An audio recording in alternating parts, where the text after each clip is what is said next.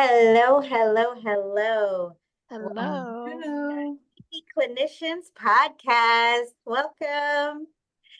So I'm Dr. Deborah Dantzler, and kind of chief geek here at the Geeky Clinicians. And I'll let everybody introduce themselves. I'm Jacinta. Hey. And I'm Sandra. Hey guys. Mhm. So today I thought that we could talk a little bit about bibliotherapy, right? Which is a super geeky clinician's topic, right? So, uh, so I thought we could just talk about, things like what are the books that are on your uh, bookshelf as a therapist?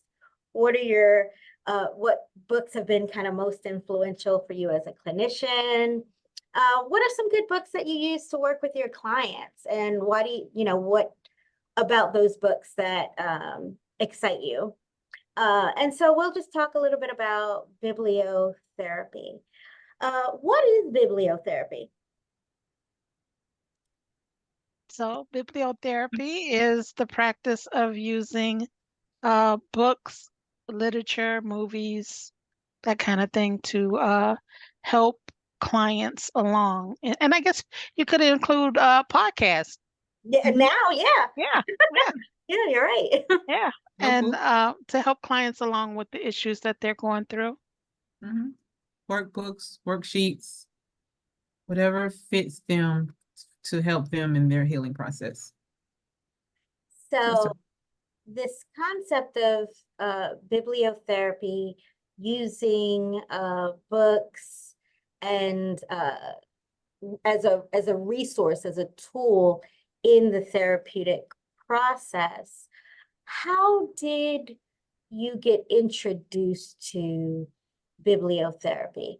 Was that in your therapist 101 class? Was that hands-on, uh, you know, boots on the ground training, or was it something you just kind of fell into? I learned about it in my foundations class, and it appealed to me right away because I remembered things like being a teenager and reading "Are You There, God? It's Me, Margaret," and Uh, so I could see right away how it was beneficial. wow. Yes. I Mhm. used to work at a Christian bookstore, Lifeway. Yeah, and so I was always buying books. The one that spoke to my heart was Hind's Feet on High Places, and it dealt with this individual whose family was trying to destroy who she was. And they smothered her. And so she had to leave home in order to find who she was and who she became. And so the further away she got, the more she climbed this mountain, she started peeling away all of the self-doubt, the self-pity, the the anger, the animosity, and it's an analogy with deers. It's a really good book. I enjoyed it. I've read it several times, but that's what got me started on, yeah, with reading. Okay, yeah. So, bibliotherapy, I think I kind of discovered it just kind of along the way in clinical practice, clinical teams, looking at what other clinicians were doing and using, and just kind of always having that passion for curiosity, that kind of continuous learning. Curiosity is one of our core values, right? So just kind of wanting to always learn new things and have access to different books and resources and being able to be challenged with that and bringing that into the clinical work with the clients. So it's kind of this dual platform of kind of the clinician's continual growth and then also using that to work with the clients and for their growth. Okay, so let me ask you, what are kind of the top 3 clinical books on your bookshelf right now for that that have poured into you as a clinician? What's been most influential? You can give me 1, you can give me 3.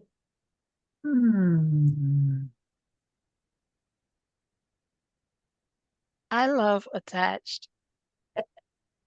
I have read it a couple times, and I just find that when you get into the book, yeah, I start looking at other people and going, "Oh yeah, I see her attachment." It helps to understand people's attachment to their families, to the world around them, and you can see how they are reacting to things because of the attachment that they have, the attachment style. Um, I also like to use books that are maybe not clinical, Mhm. but I can relate them clinically, if that makes sense. Just my theory is that everything is clinical.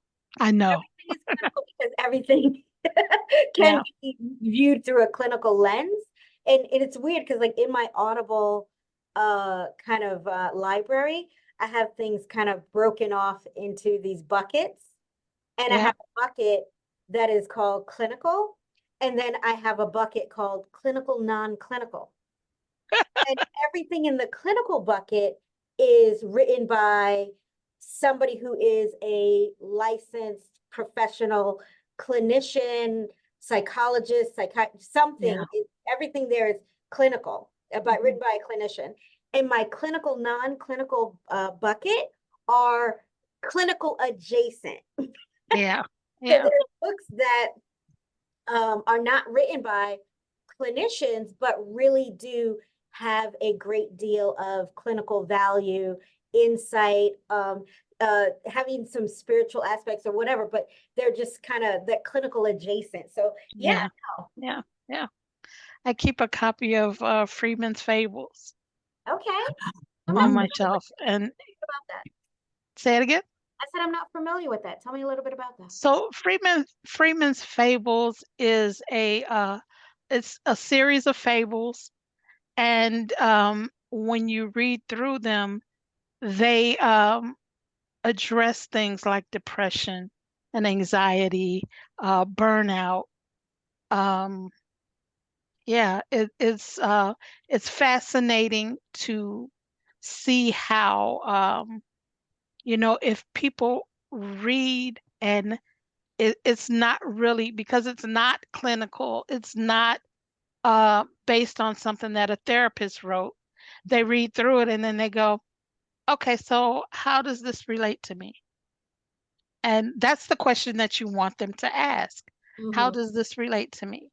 There is one story about a scavenger fish who spends his whole life cleaning the bottom of the ocean, Mm-hmm. and one day decides that he's tired of eating shit, Ooh, Ooh. right? You gotta And share so that. after a client reads the story, then they're going, okay, so how does this relate to me? And you ask them, how does it relate to you? What do you feel like you are responsible for in Mm. whatever area they're dealing with? And you ask a series of questions, and eventually they will say, oh, okay, I understand. I yeah, understand how that relates. yeah, because the word that came up in my mind when you said that was boundaries. Boundaries. Yep. Yes. Oh, I love that. Friedman's Fables. I'll have to check that out. Yeah. Yeah. So, Sandra, what book that's on your bookshelf that has really been most influential and poured into you as a clinician?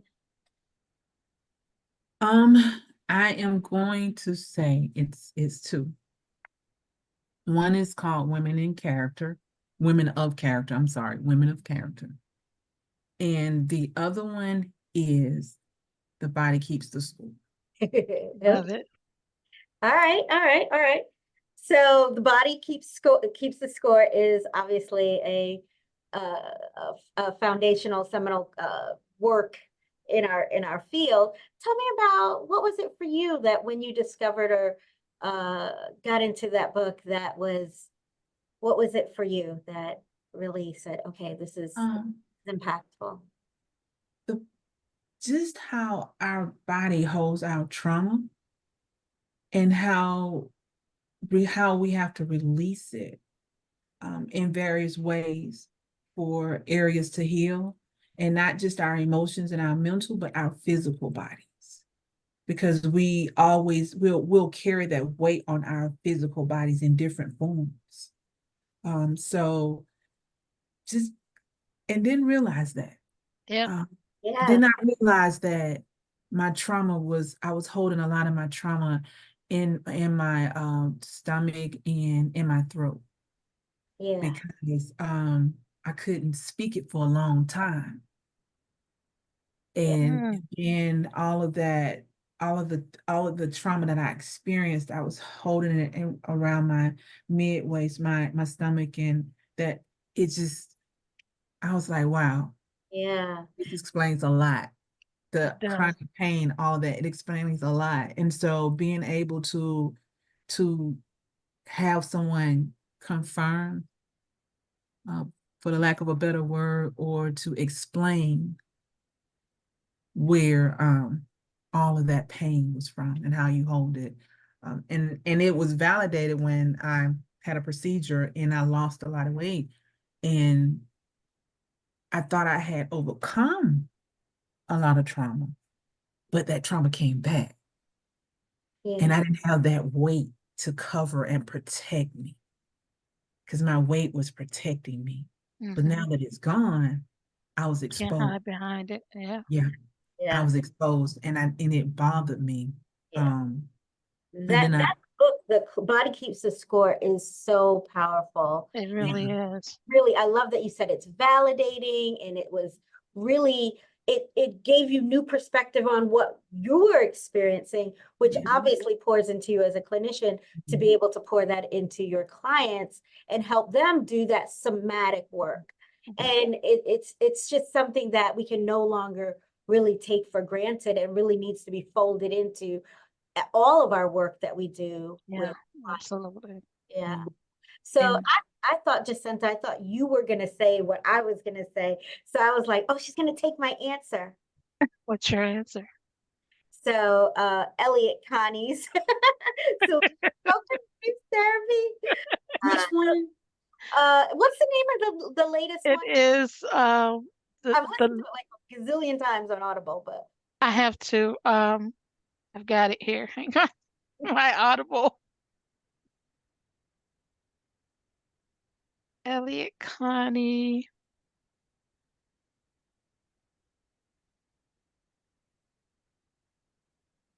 so yeah, his solution focused brief therapy, the latest one, has been really impactful.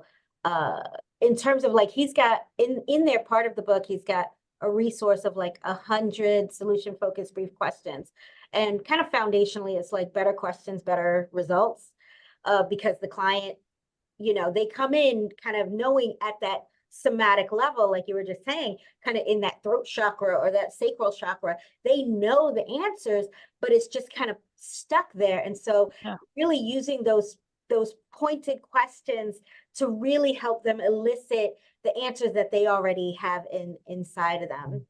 And It's the solution focused brief therapy diamond. Diamond, yes. Yes. Yeah. So that's definitely one of them. And then kind of going back a little bit to the somatic stuff, I have Deb Dana's Deb Dana and my gosh, I can't Porges with the polyvagal there. Yeah. So this is like such a great resource. So it's like, oh my goodness. Oh, very cool. for Safety and Connection by Deb Dana. And so that's like super, it's just like a super handy like resource Mhm. working with clients. And we're mishmashing all these questions because the first question was about pouring into us as clinicians, and the other one was supposed to be about working with clients. So the second question was, what are the best books to use with your clients? What is for you your best books that you like to use Mm. when working with your clients? Um, well, I pulled this one out. This is another that is not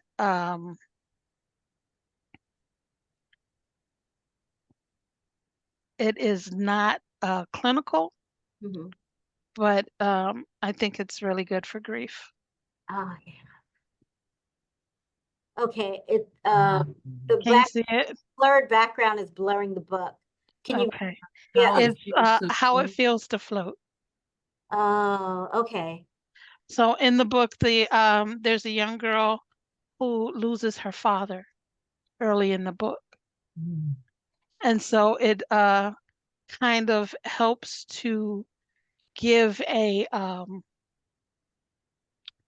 give an idea of the concepts of what it's like to lose someone and how you deal with that. And um, it helps to relate it through psychoeducation and I can't talk, reflection and exploration toward from what she's going through. And it also is very good for depression and anxiety Mm, because of everything that she deals with and how she goes through it. So, yeah, that's a great one. I'll have to check that out.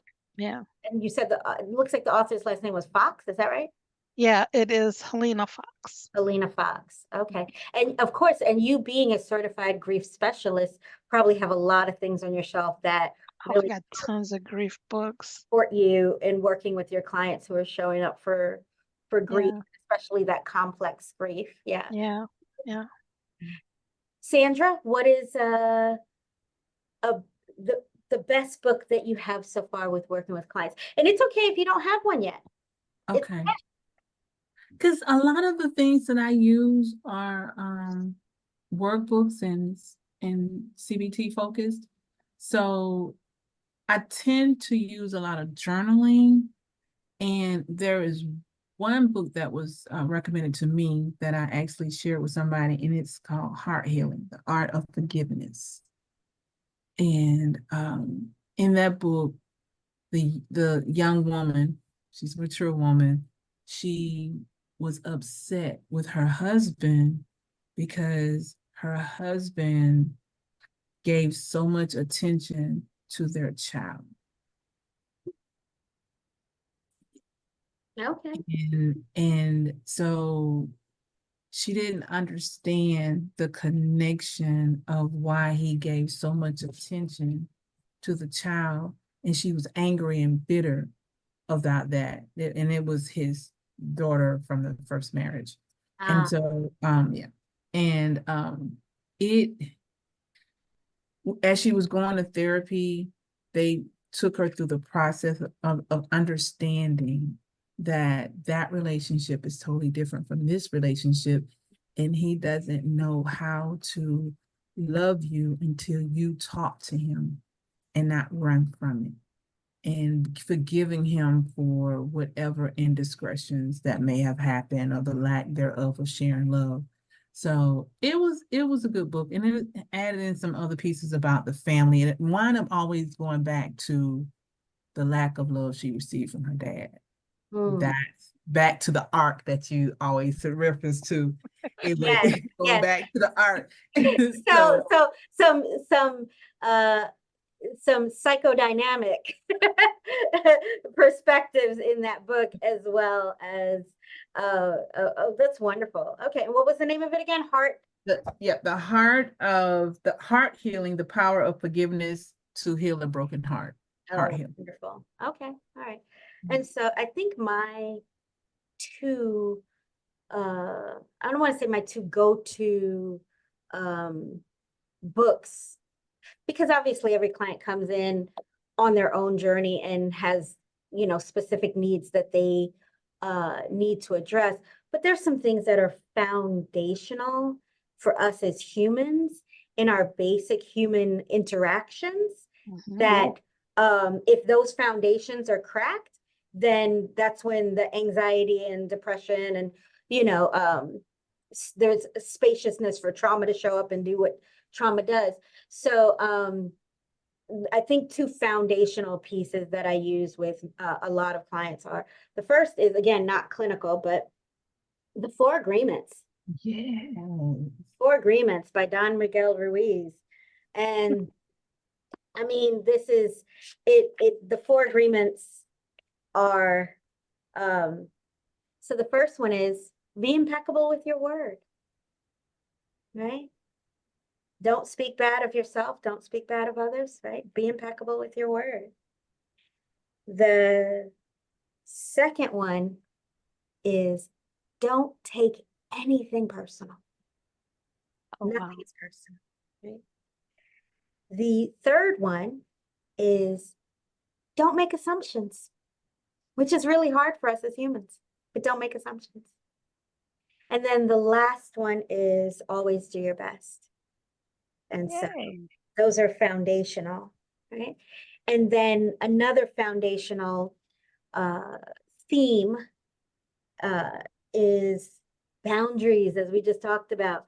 So obviously, Nedra Tawwab. So Yeah, yeah. to me, this is like one of the best books on boundaries that have come out in a number of years. And there are a few other books on boundaries, but I feel like this is so practical and easy for clients to digest. So Set Boundaries, Find Peace. Nedra Glover Tawwab also has a workbook. And mind you, we're not getting paid from any of these books. We just are actually sharing our story of what we actually use with our clients. And so those are the ones I love to use with clients. Yeah, I have a couple that I just ordered. Oh, okay. Waking the Tiger Okay. is about somatic healing. Oh, okay. Yeah. I ordered the one that you told me about, No Bad Parts. Oh, yes, the IFS with Dick Schwartz's book. Yes. Yeah, I haven't started it. It came yesterday, so it's still in the box. And I don't know how clinical this is gonna be, but um The Art of War. Ooh, Oh, yes, yes. Yeah, Again, it could very much align with some CBT yeah. stuff with that cognitive thinking. And yes, I love it. Strategies, right. Yes, So that's great. yeah, I'm excited. Oh, okay, all right. So, as you guys know that the Geeky Clinicians, we have a monthly book club. And so the Geeky Clinicians book club, we probably really won't get started with it probably till after the summer. So people can have time to use the summer to read some of the books that we're gonna identify and say, hey, these are the ones we want to cover. And so we'll decide on what's gonna be our first book for the Geeky Clinicians book club. Yay. What can it be, right? It could be something we've already read that we think like, oh man, we really want to share this with people. Or it could be something nobody's read and we just kind of all start from a tabula rasa, from a blank slate Okay. with yeah. it. All right. So stay tuned, check back with us, and we'll definitely be posting on what that book is.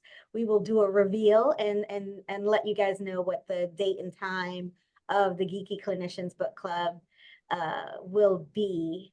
Right. So any last words why is bibliotherapy valuable? Why is it, what have you seen that's indicated to you this is worth using in my clinical work? Oh, I worked with a client once that was she had been through all kinds of family trauma, and I showed her a video on forgiveness, Mm. and I've used the video often. Um, when she watched this video, I could hear the change as it happened, Mm. and that was so awesome to me. So in the video, the young lady is talking about um, her mother and father, or mother and brother, were murdered by her brother's friend who broke in their house around Christmas.